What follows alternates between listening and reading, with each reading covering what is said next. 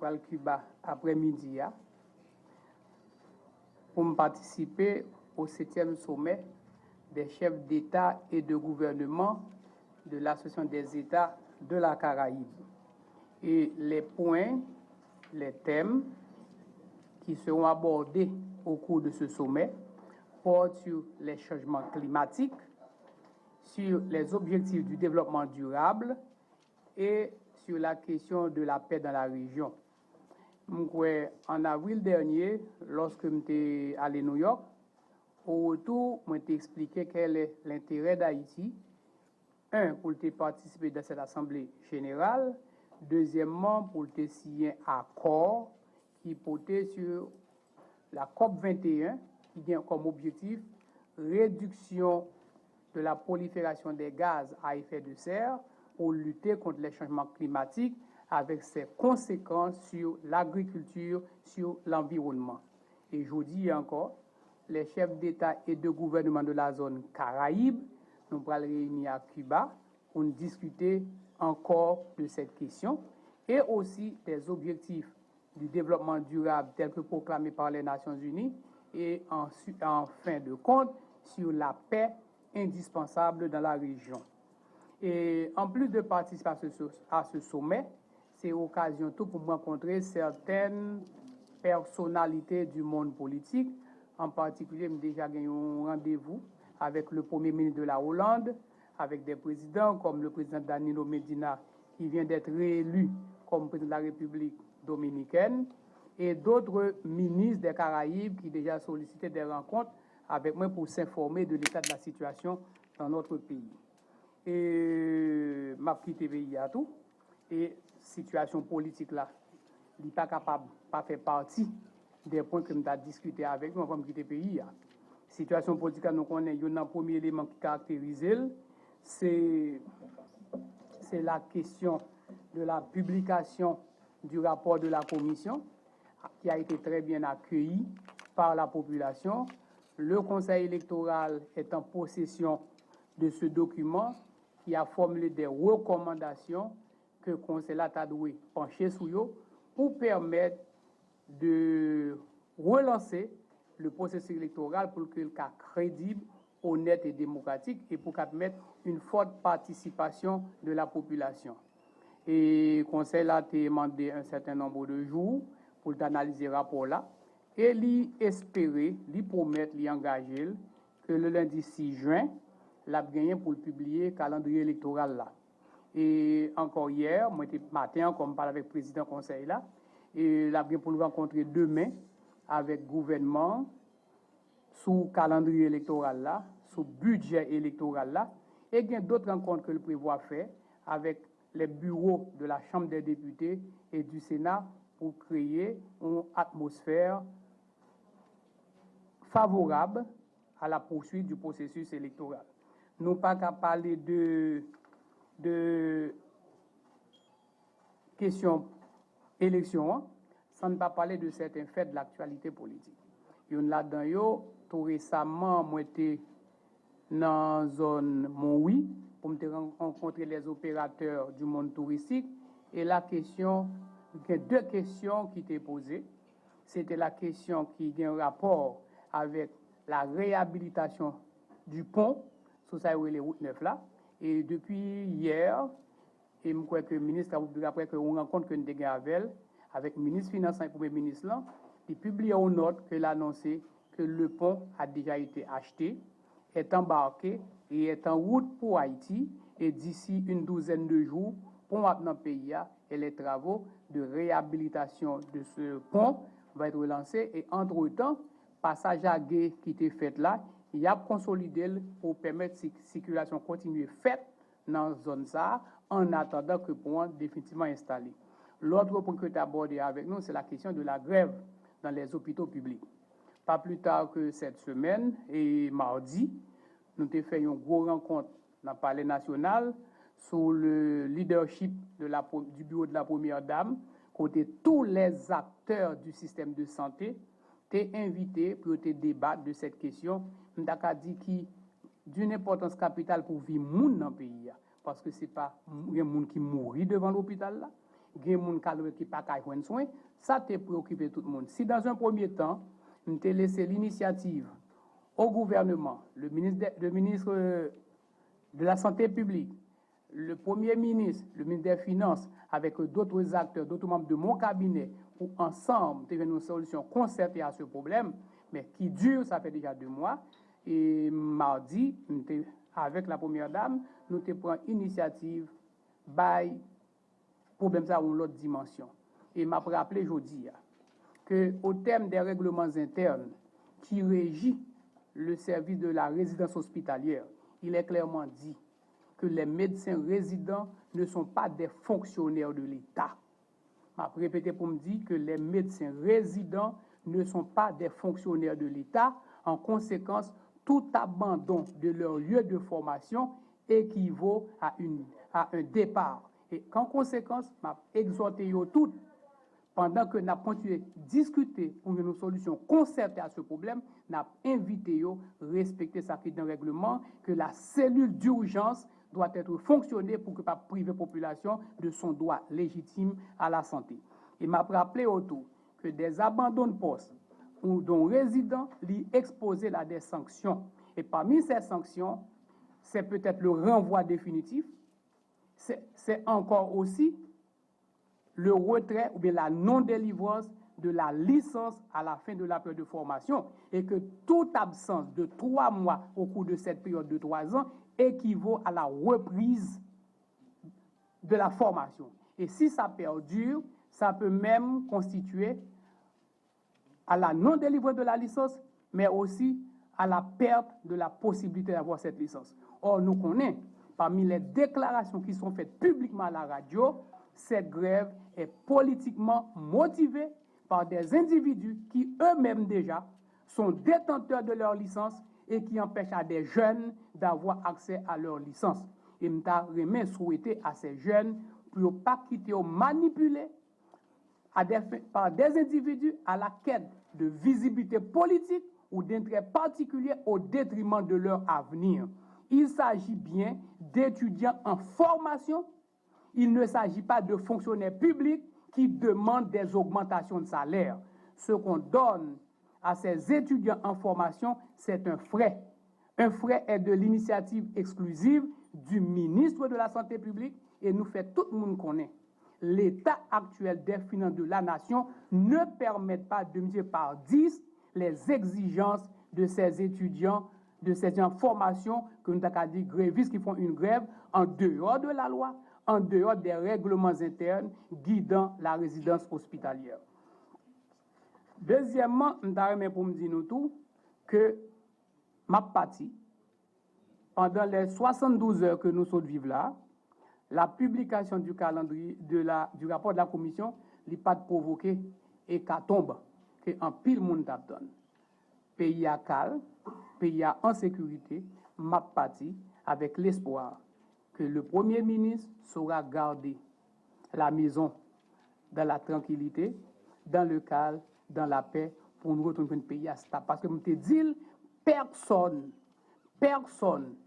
ne saurait espérer voir ce pays replonger dans l'instabilité politique telle que nous l'avions vécu entre novembre et janvier 2016.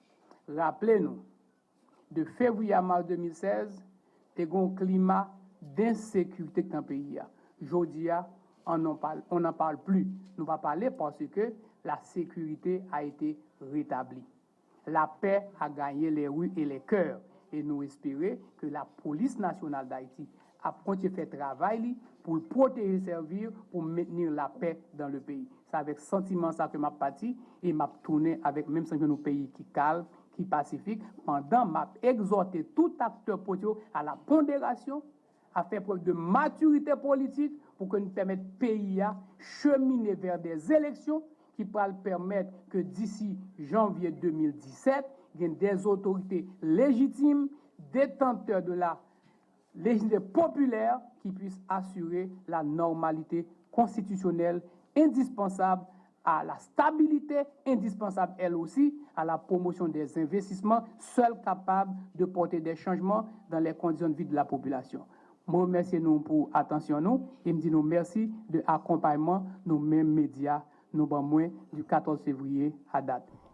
Et l'accord qui a été paraphé le 5 février dernier, il était dit que le mandat président provisoire est de 120 jours maximum.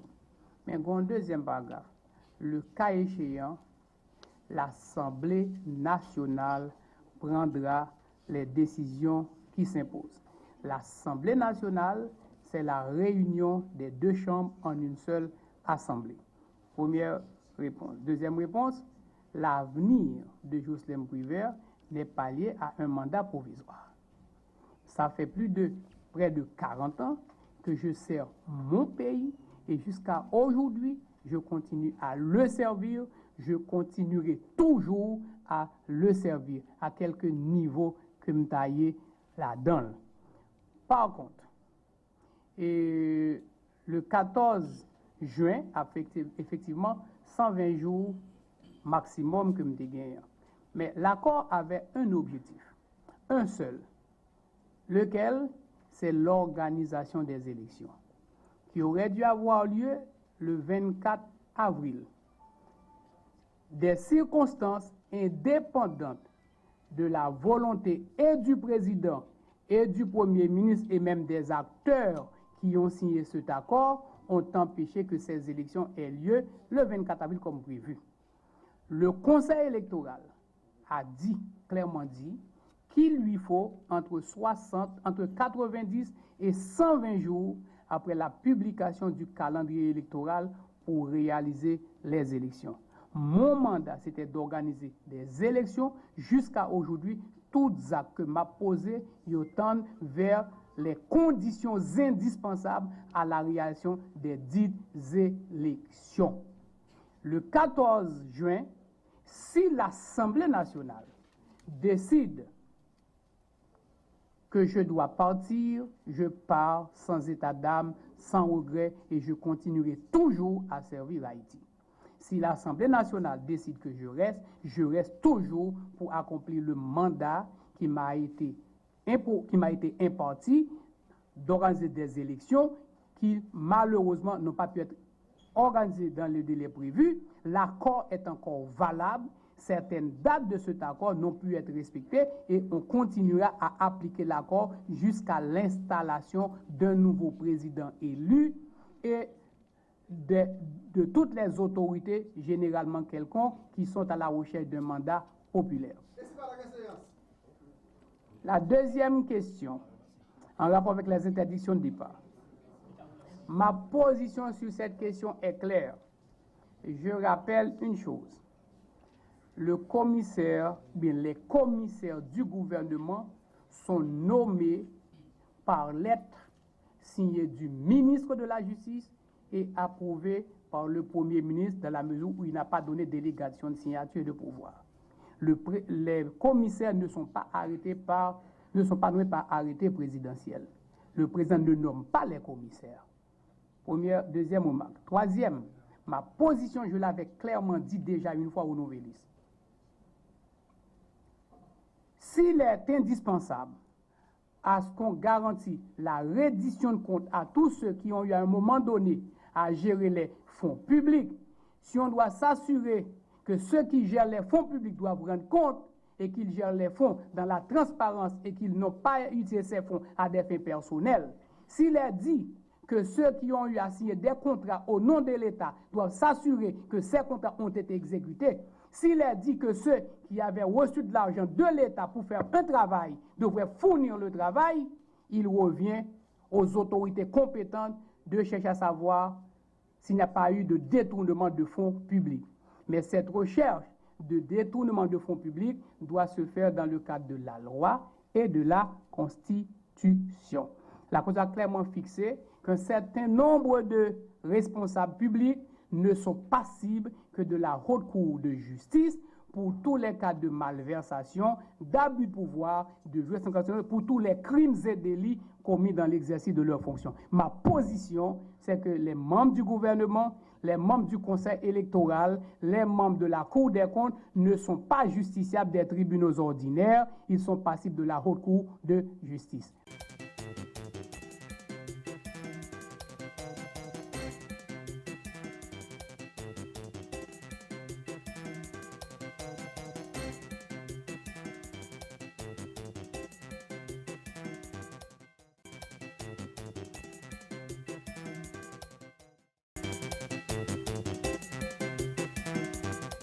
le fait que le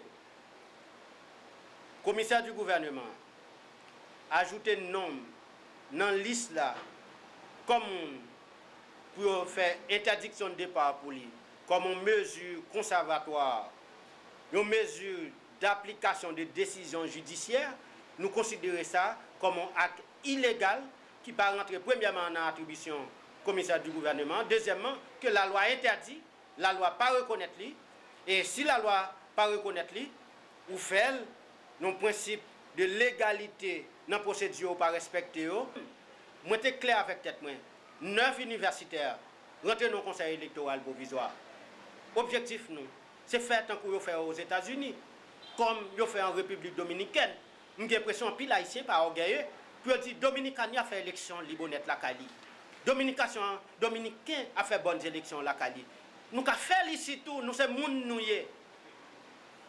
Nous pas le gouvernement provisoire. Instabilité politique là, l'écraser pays là. Nous fait 30 ans. Nous avons géré l'instabilité politique. Nous pas gagné un campus universitaire dans le pays là. C'est corruption nous avons géré là actuellement là. Pour qui ça nous pas un campus universitaire, nous pas un l'État qui a fonctionné, nous pas même question d'électricité, nous avons géré à payer blackout. Sous des stabilité politique, qu'on y a l'autre à gérer question économique. Mais chaque jour, on a gérer instabilité politique, laisse ça qui ça c'est crise on a gérer, pays a tombé dans la misère, dans le grand goût. Et c'est ça même moi pas de jambe le gouvernement provisoire. Moi pas de jambe besoin président de transition, moi me veux élection faite libre, honnête, démocratique, quelle que soit la couleur politique, nous n'avons pas besoin qu'on ait orientation politique. D'ailleurs, l'aime d'aller dans CEPA, son seul parti politique, là-dedans, c'était la République d'Haïti. Quel que soit mon nom qui te souhaité de bonnes élections, on m'invite à rentrer dans la République d'Haïti parce que c'est une élection faite libre, honnête et démocratique, c'est celle d'Haïti qui t'a gagné là-dedans. Donc, c'est ça que je dis à moi, le gouvernement ressaisi en tant que membre d'organisation des droits humains. Je n'ai pas besoin qu'on ait si nous sommes PHTK, si nous pas PHTK. Si nous quittons dérive là, arrestation illégale, à fait jeudi, demain matin, il y a continué à faire contre n'importe quel autre citoyen.